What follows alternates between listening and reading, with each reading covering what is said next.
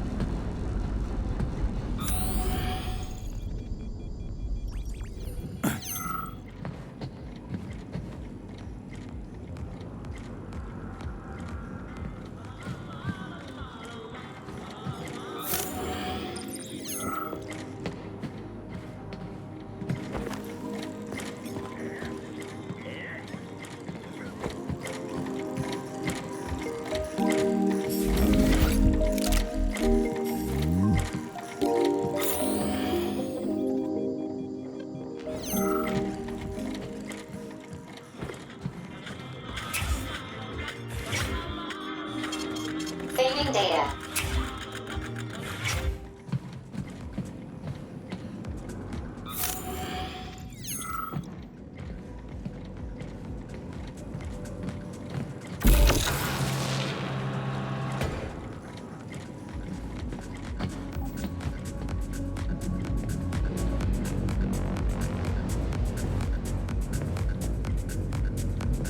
Living on the surface of the Earth, we know what is up and what is down. But what would happen if gravity as we know it were taken away? Naturally, this poses a huge physical challenge for the human body. But what if we could adapt to live in zero-gravity conditions? This is what this workshop is all about. Studying the possibility of having a comfortable, ordinary life in conditions that are abnormal for the human body. A Soviet citizen can adapt to any new lifestyle because they have science at their side. And science always serves the people.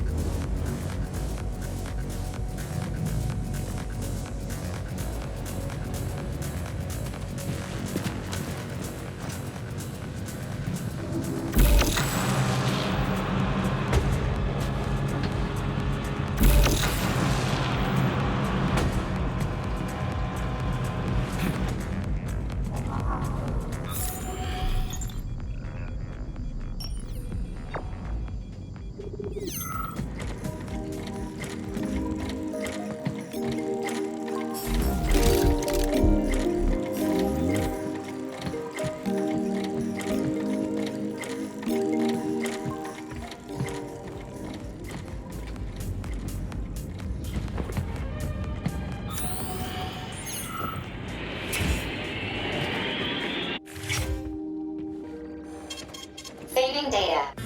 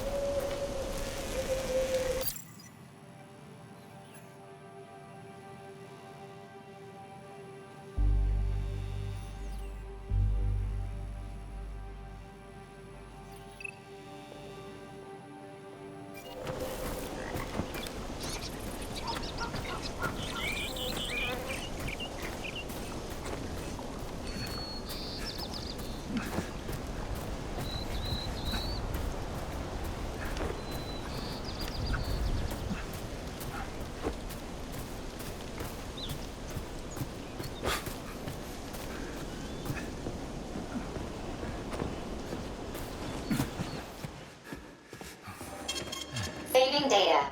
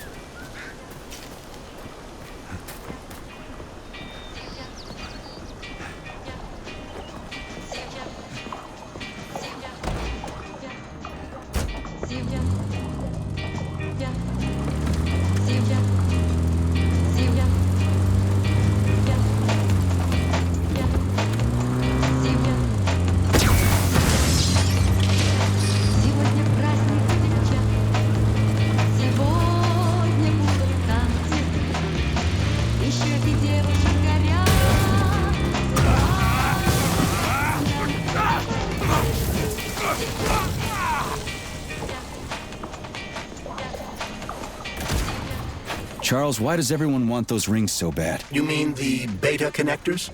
Because they work, but are also considered not to exist. So nobody can prove they're out there, not even Collective after the launch. Especially not Collective after the launch.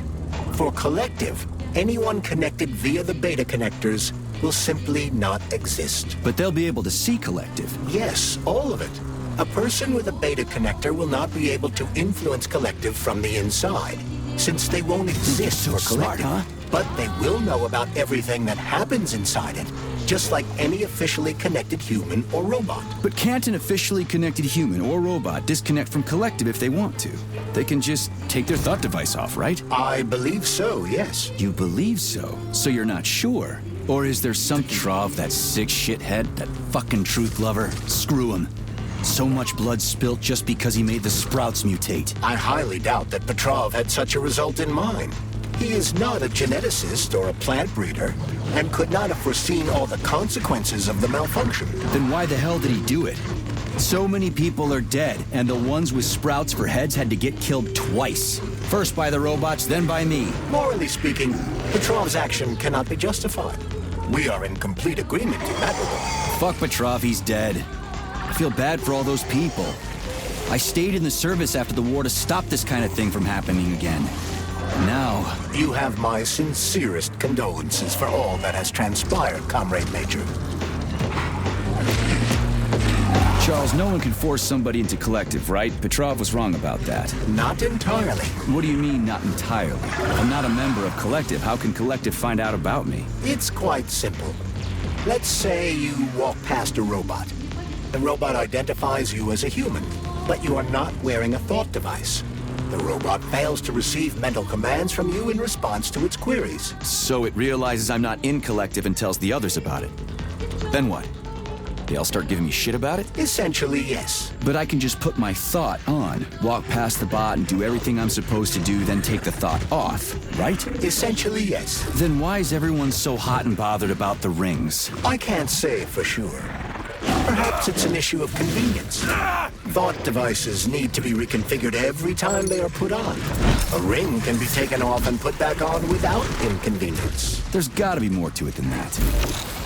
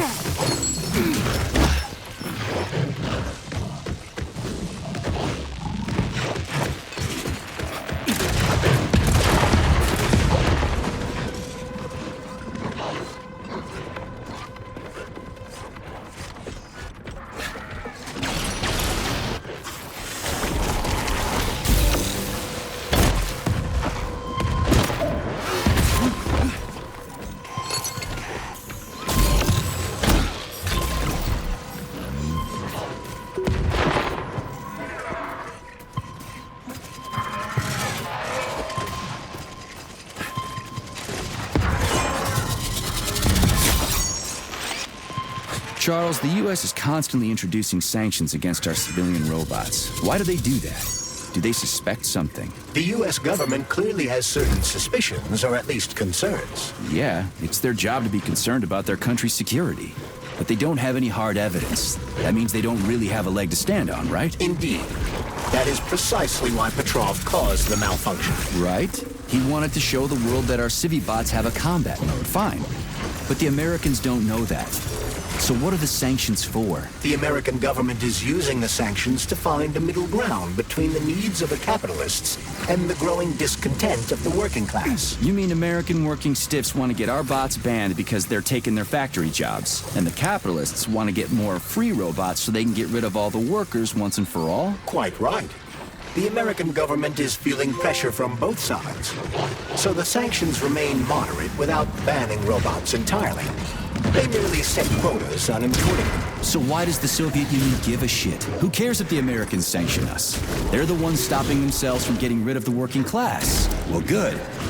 We're all about the workers. The more restrictions they place on the import and use of robots, the fewer of our robots will be located in key parts of the American government when collective launches. So the Soviet government wants there to be as many of our civilian robots in the U.S. as possible when they activate combat mode.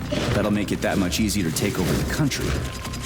Gotta admit, it makes sense.